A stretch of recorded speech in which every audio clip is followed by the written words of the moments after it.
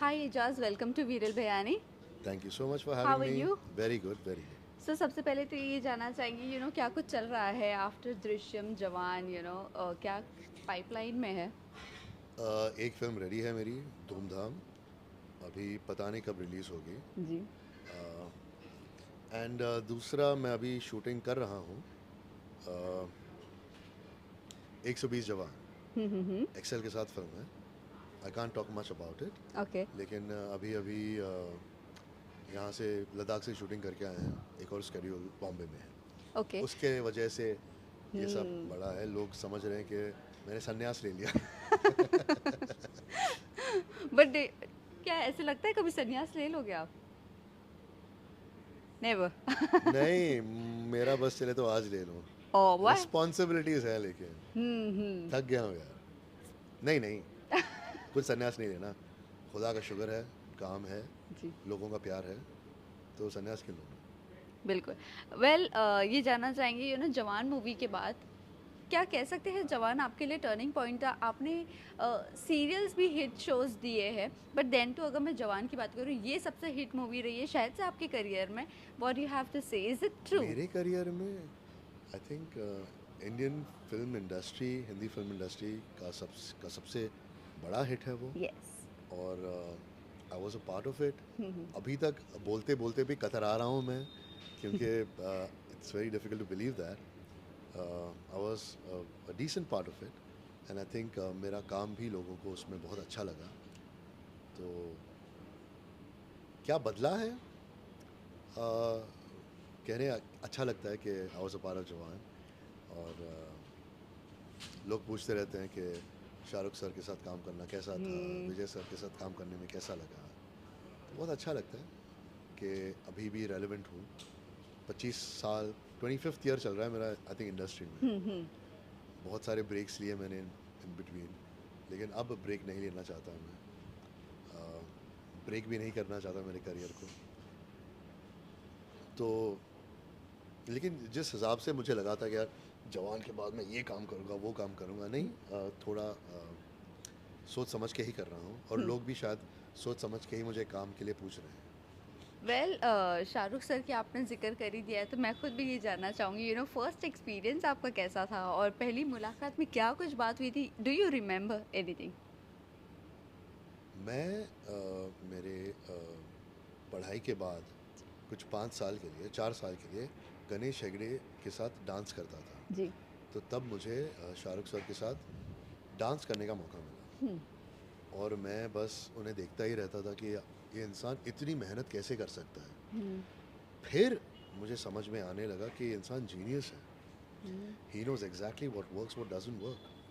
क्योंकि हम जो स्किट्स प्ले करते थे जी। इन बिटवीन, तो उसमें उनके इनपुट्स भी रहते थे।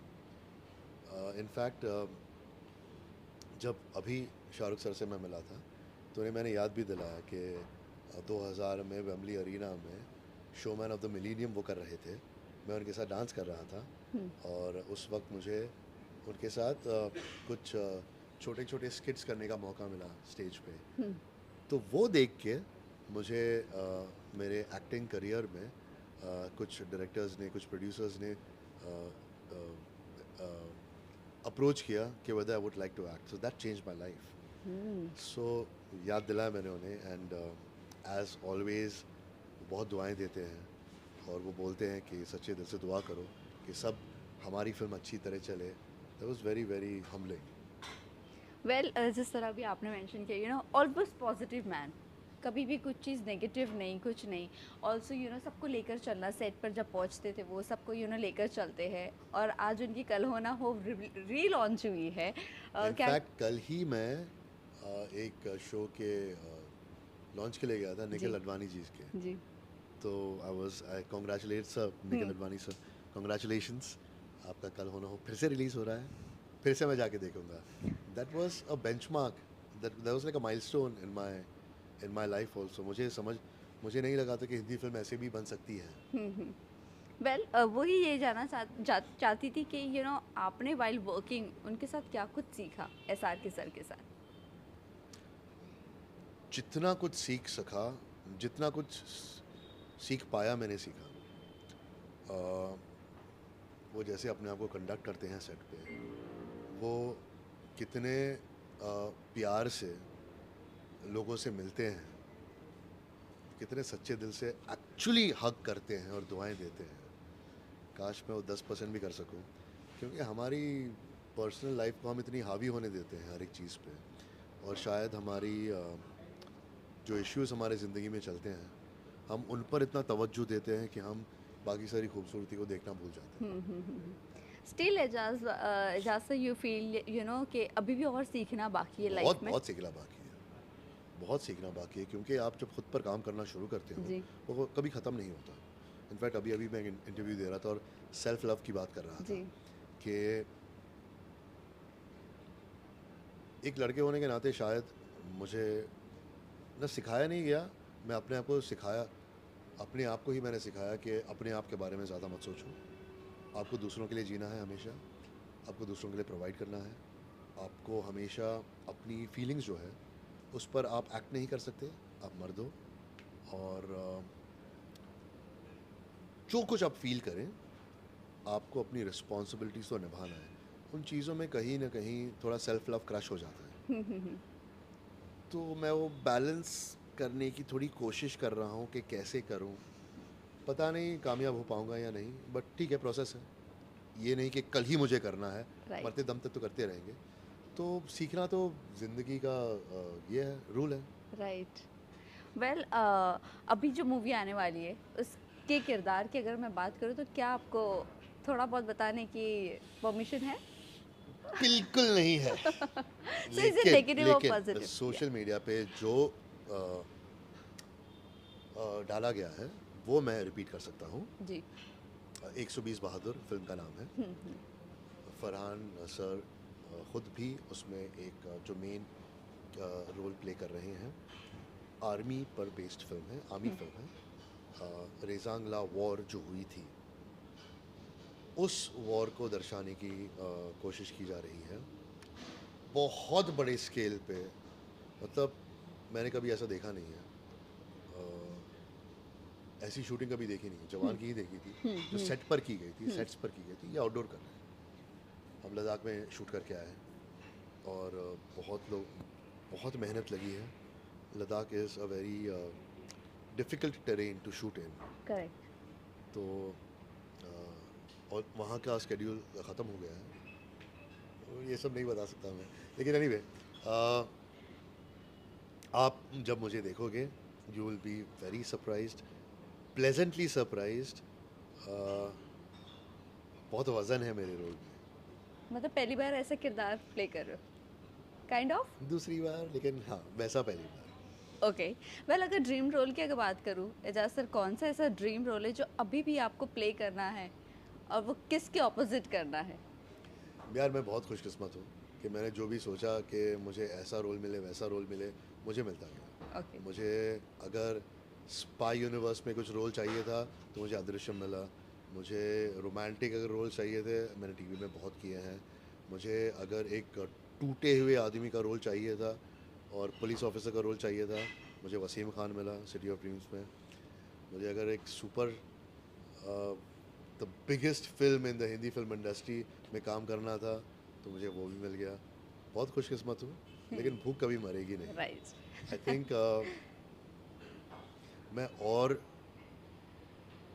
अच्छे प्रोडक्शंस में काम करना चाहता हूँ। अच्छे मतलब जहाँ स्टोरीज़ अच्छी हो, जहाँ सेटअप अच्छा हो, और बहुत सारे डायरेक्टर्स हैं मेरे विश लिस्ट पे, उनके साथ काम करना चाहता हूँ। मैं इंटरनेशनल प्रोजेक्ट्स भी करना चाहता वेल इसी के साथ साथ मैं ये जानना चाहूँगी यू नो आप सोशल मीडिया पे कितने एक्टिव हो, कितने जेनजी लोगों के साथ आप रिलेट कर पाते हो? हूँ।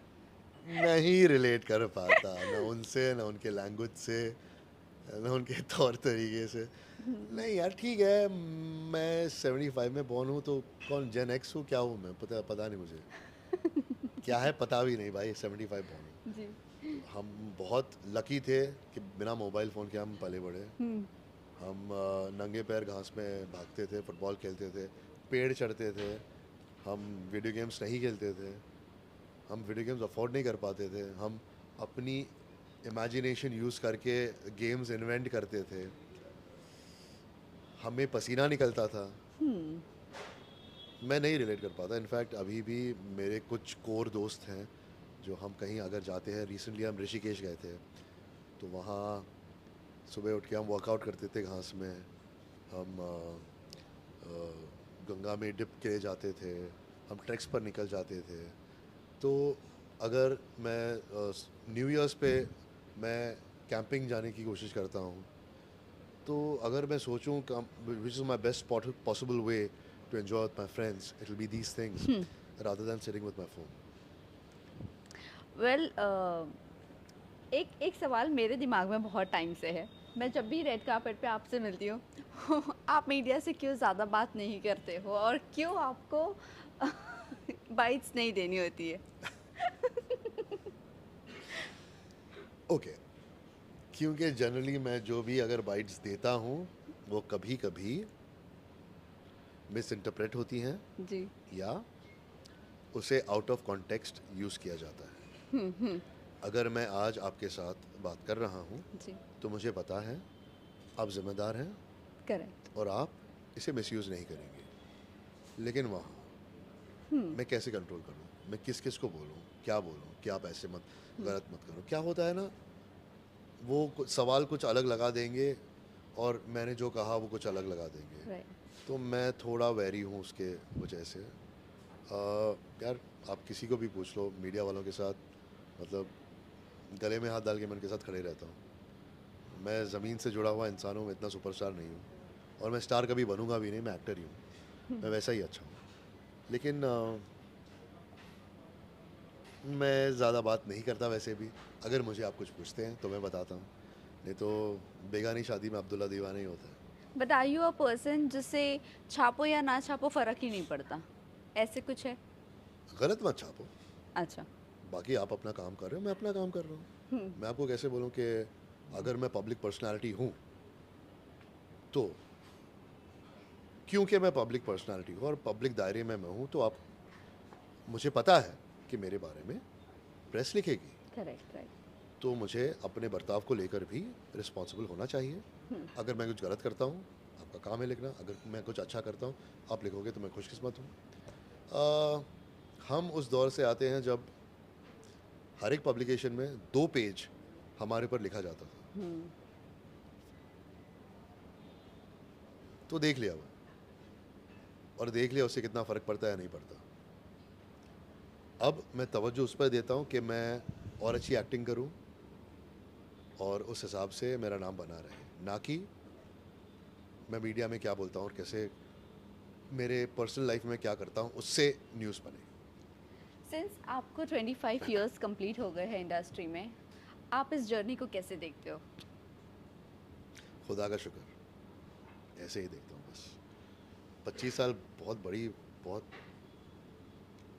बहुत ज़्यादा वक्त होता है। राइट। मैंने 2-2 3-3 साल बीच में ब्रेक्स भी लिए हैं, जी। इस वजह से इतना हुआ। लेकिन अपने आप को इतना खुशकिस्मत समझता हूँ कि आज की तारीख में भी 25 सालों के बाद भी आप मेरे सामने बैठ के मुझे सवाल पूछ रही हैं, जी। मैं बहुत खुश हूँ। वेल यू नो, अगर मैं बात करूँ अभी फ़िलहाल तो आप बैचलर हो, सिंगल हो, ये जानना चाहेंगे हाउ यू मैनेज, और क्या अभी भी आपको सिंगल ही रहना है या यू नो कभी फील होता है कि नो अब सेटल डाउन होना है?